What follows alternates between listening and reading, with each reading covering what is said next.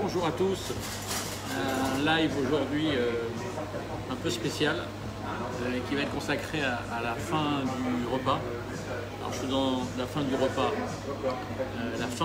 on est bien d'accord, c'est pas la FIM, c'est la fin FIN qui est composée évidemment de desserts et de boissons chaudes. Alors je suis dans un endroit un peu particulier ici, je ne sais pas si certains connaissent, qui s'appelle Choco Factory. Choco Factory, c'est un concept évidemment, comme son nom l'indique, qui est à base de chocolat, beaucoup de chocolat, et leur spécialité ce sont des fruit shakes. Je vais vous montrer ça, voilà le style de ce qu'ils vendent. Mais pour vous donner un peu envie, je vais vous le montrer en vrai quand même.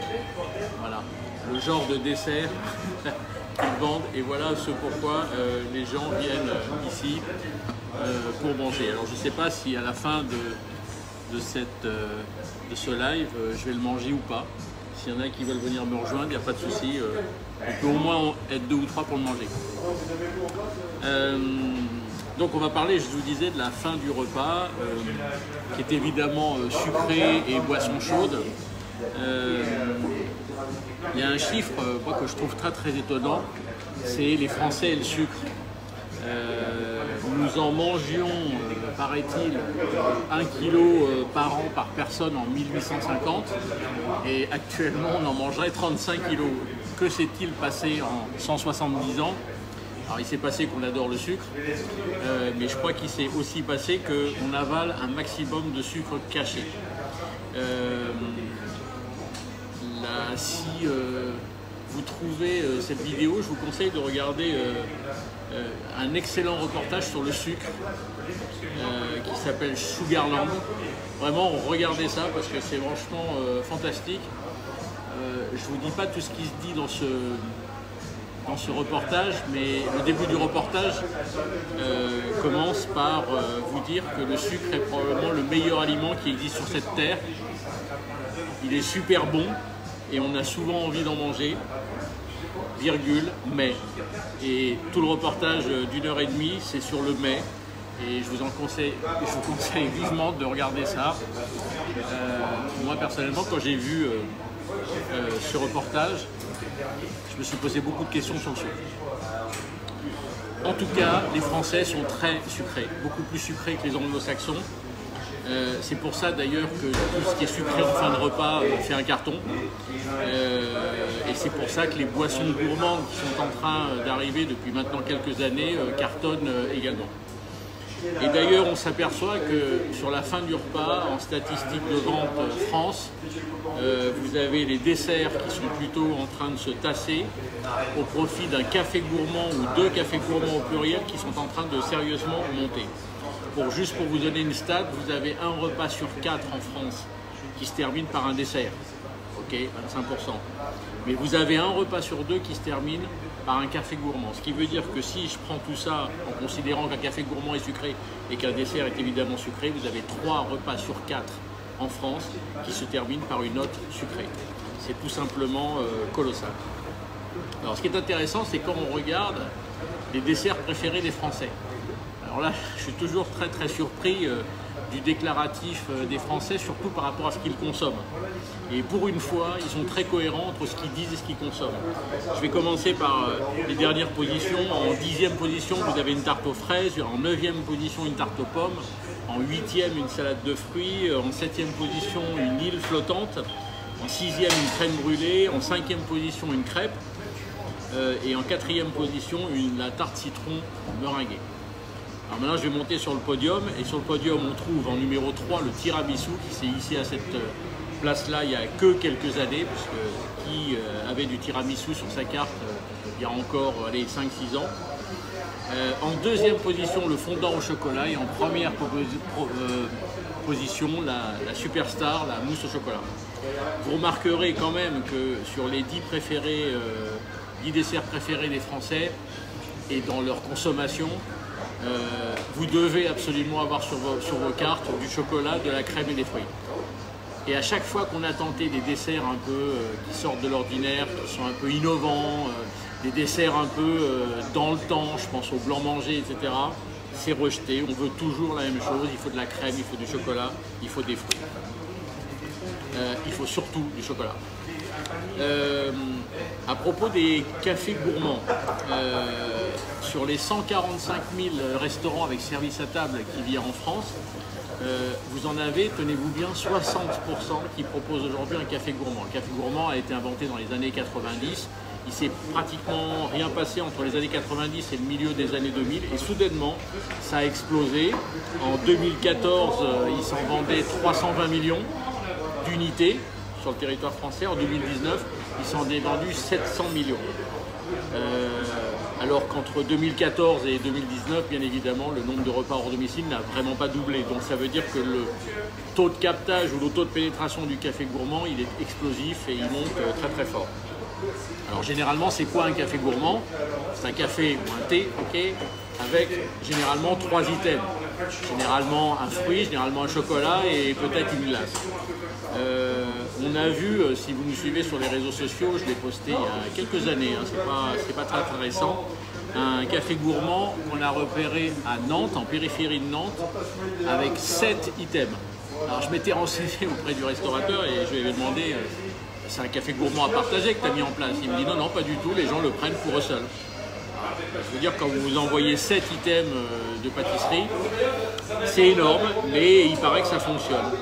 On a aujourd'hui aussi les cafés gourmands à partager. Alors évidemment, ça partait de ce principe-là et je pensais que c'était ça, mais pas du tout. Il y a aussi aujourd'hui des cafés gourmands à partager sur les cartes.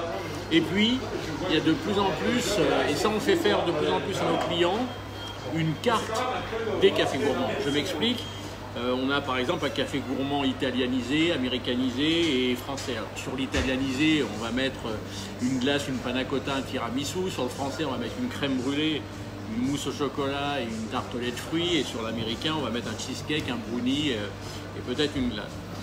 Et on s'aperçoit que plus on est spectaculaire dans le dessert, plus on est spectaculaire dans le café gourmand, plus on élargit les pâtisseries au-delà des pâtisseries françaises, plus le café gourmand s'envole. Donc, et en plus, c'est un produit assez rentable vu le prix qu'il est vendu sur les cartes. Et les consommateurs adorent. Alors, il n'y a pas que du sucre hein, dans la fin de repas, il y a aussi le café. Alors, le café, je ne sais pas si vous avez suivi les stats de vente qu'on annonce régulièrement au fil des années, mais on est passé de 1 client sur 2 qui prenait un café en 2002, 1 client sur 2 à 1 sur 3 aujourd'hui. Ce qui veut dire que le café est en régression constante. Pourquoi? Son prix, qui est devenu, alors je parle du café sec, hein, pas un café gourmand, hein, son prix est peut-être un peu trop élevé. Les bureaux sont de plus en plus équipés de machines, à tel point qu'il y a des gens qui remontent au bureau et qui se prennent un café au bureau, qui de toute façon coûtera moins cher qu'un café au restaurant. Il fut une époque où on disait, mais c'est encore valable aujourd'hui, l'interdiction de fumer dans les restaurants, qui fait qu'on part peut-être, enfin ceux qui fument ont envie de partir un peu plus tôt, donc pas de consommer de café. Et puis en 4e position, je dirais aussi la qualité, parce qu'il y a des cafés qui sont des fois vraiment pas bons. Donc voilà ce qui a fait régresser le café, les ventes de café, sachant que les cafés gourmands ont enrayé cette chute, puisque en fait les cafés gourmands grimpant très fort, ils ont fait remonter le café grâce au côté gourmand du café. Et on voit dans les restaurants, et ça depuis un grand moment déjà, depuis plus d'une dizaine d'années, de plus en plus de machines automatiques et de moins en moins de percos. Pourquoi de moins en moins de percos? Parce qu'un perco, il faut le nettoyer, il faut l'entretenir, il faut faire gaffe à la bouture du café, il faut le nettoyer, comme j'ai dit, etc. Alors qu'automatique, comme son nom l'indique, c'est automatique. La distribution automatique prend, alors ça c'est un chiffre moi, qui m'a étonné, 3,8 milliards de boissons chaudes, toutes confondues dans ces machines en France. Et je parle que des boissons chaudes. Il se vend une boisson chaude en France, 1 250 000 boissons chaudes toutes les heures. Nous sommes très boissons chaudes et dans les boissons chaudes, bien évidemment, le café est largement en tête. Et les boissons gourmandes, parle de plus en plus, qui ont été amenés par des Starbucks, par des Costa, repris évidemment par des Columbus Café et autres. Columbus Café en fait d'ailleurs de très bonnes boissons. En fait, ces boissons gourmandes répondent à une demande croissante, et vous le savez, de plaisir en hors domicile, et ce plaisir a trait souvent au sucré. Alors évidemment au gras lorsqu'on est dans la gamme salée de la restauration, mais quand vous regardez aujourd'hui le spectaculaire sucré qui se développe dans la restauration rapide, mais aussi chez des grandes stars de la pâtisserie qui ouvrent les uns après les autres leur unité en vendant des brioches, en vendant des éclairs, en vendant des madeleines, enfin je ne vais pas tous les citer, vous voyez à qui je fais allusion, des produits de très haut niveau qui sont évidemment de très grande qualité, et ça les Français adorent. Et en fait, on n'assiste pas à un déplacement de marché, on assiste à une demande, comment je pourrais dire, complémentaire. On est resté des années sans consommer de boissons gourmandes, des lattés, des caramels, des frappuccinos, des chai tea latte, enfin je ne vais pas tous vous les citer, vous les connaissez. C'est des boissons qu'on ne consommait pas avant, et on les consomme aujourd'hui de plus en plus, pas trop le matin, on est plutôt l'après-midi. Ça a pris la place un peu du salon de thé, de l'ex-salon de thé d'ailleurs, et les coffee shops ont pris le relais, et tous les autres acteurs ont pris le relais avec ces propositions effectivement de boissons gourmandes l'après-midi.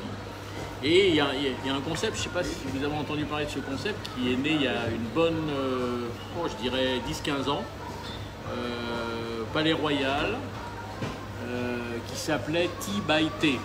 Tea by Tea, c'est le Starbucks du thé. Et il vient d'ouvrir une unité là cette semaine, avenue de l'Opéra. C'est le Starbucks du thé. Et franchement, si vous aimez le thé, il faut aller là-bas pour consommer du thé, bien évidemment, mais pour avoir des variétés de thé incroyables. Et comme Starbucks, eh bien, il y a tout un cérémonial autour du thé, bien évidemment, et il y a de quoi effectivement aussi manger. Et puis, il y a évidemment des aromatisés au niveau des thés, et puis les noirs, les verts, les blancs, etc. Pour terminer ce live sur la fin de repas, il faut faire très attention à la carte des desserts. La carte des desserts, elle n'est pas très mise en avant, elle est un peu négligée. J'aurais tendance à dire que, la carte des desserts devrait être à part de la carte normale. Pourquoi? Parce que il vaut mieux montrer au consommateur un nouveau support en fin de repas que lui remontrer un support qu'il a déjà eu dans les mains. Donc la déconnecter crée la surprise, et la surprise, si on arrive à lui vendre, peut lui faire acheter un dessert. 2, un café gourmand ou un thé gourmand ne se met pas dans la carte des cafés. Je pense souvent à un client qui m'avait dit ouais, tu dis qu'il faut vendre des cafés gourmands, ben moi j'arrive pas à les vendre. Alors je lui ai demandé sa carte, et il avait mis avec café, thé, infusion, café gourmand. Je lui ai dit non, le café gourmand n'est pas une boisson chaude, le café gourmand est un dessert, donc il faut les mettre dans les desserts. Et dès qu'il a mis ça dans la gamme dessert, évidemment ça se vend. Ça se met pas ailleurs que dans la gamme des desserts. La deuxième chose qu'on peut introduire aujourd'hui pour vendre du dessert, des desserts, du sucré, ou des cafés gourmands comme vous voulez, ou des boissons gourmandes, c'est qu'il faut arrêter de poser cette question à la fin du repas: est-ce que vous voulez la carte des desserts?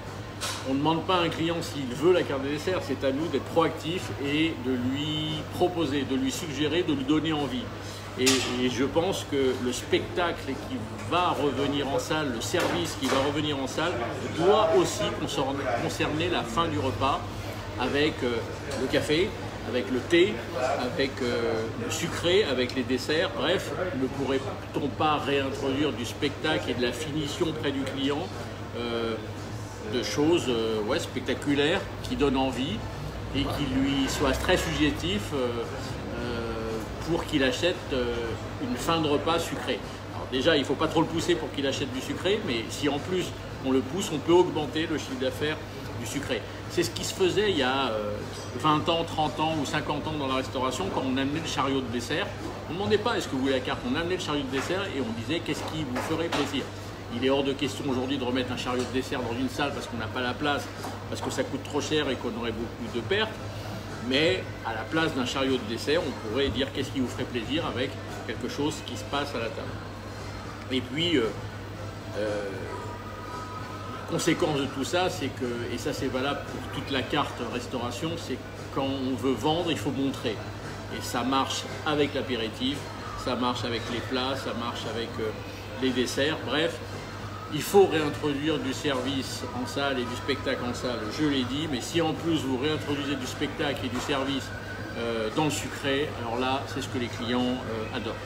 Voilà, j'en ai terminé pour ce live sur la fin de repas. Je ne sais pas si je vais manger ça, je vous remonte parce que c'est franchement un truc incroyable. J'avais vu ça la première fois aux États-Unis avec des cookies énormes par-dessus d'une glace. Et là où j'en ai vu le plus, c'est dans les Pays-Bas, à Amsterdam. Ils ont, à tous les coins de rue, ils ont ce type d'acteurs qui vous vendent des trucs hyper spectaculaires, que ce soit dans les restaurants d'ailleurs ou ailleurs. Voilà. Eh bien écoutez, ça sera tout pour aujourd'hui pour la partie sucrée. Je pense que je ne vais pas le manger, quoique j'en mange un petit peu quand même, et je vous dirai prochainement ce que j'en pense. Je suis sûr que c'est très très bon. Et vous savez que c'est Freak Shake. Il y a un organisme anti-surpoids, anti-obésité qui a demandé à ce qu'il soit interdit. C'est un organisme américain. Pourquoi? Parce qu'ils disent que c'est une overdose de sucre et de calories qui est très très mauvais pour la santé. Ils ont raison, mais ils auraient tort de l'interdire parce que quand on va dans un restaurant, quand on va dans un établissement et qu'on a envie de se faire plaisir, l'overdose de plaisir, ça n'a jamais tué personne. Enfin, il ne faut pas en abuser non plus. Voilà, à très très bientôt pour de nouvelles aventures. Au revoir.